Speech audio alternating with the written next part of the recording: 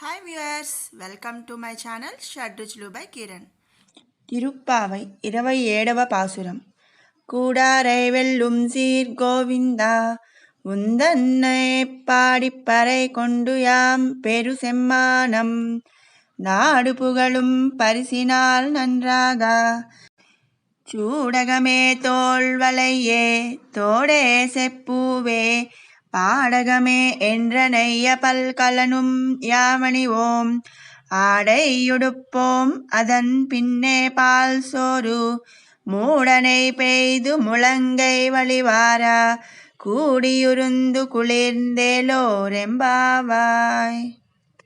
ఈ పాసురంలో నోము ఫలంగా సంపదల్ని కోరుతున్నారు. గోవింద, నీవు శత్రువులందరినీ గెలిచే శౌర్యగుణ సంపద గలవాడవు. నోముకు కావలసిన పరికరాలని పొందటం మాత్రమే మాకు తృప్తి కాదు. నోము నోచిన తర్వాత లోకులంతా మెచ్చుకునేటట్లుగా వజ్ర వైడూర్యాలు పొదిగిన చేతిగాజులు, చెవికమ్మలు, కర్ణపుష్పాలు, భుజకీర్తులు, కాళ్లకు కడియాలు మొదలైన అనేక నగలు, సొమ్ములు మేము అలంకరించుకోవాలి. అంత మాత్రమే కాదు, మంచి మంచి పట్టు వస్త్రాలు ధరించాలి. ఆ తర్వాత స్వామి మీతో కలిసి కమ్మని పాలన్నంలో దండిగా నేతిని వేసుకొని ఆ పాయసాన్ని జుర్రుకుంటూ ఆనందంగా గడపాలి.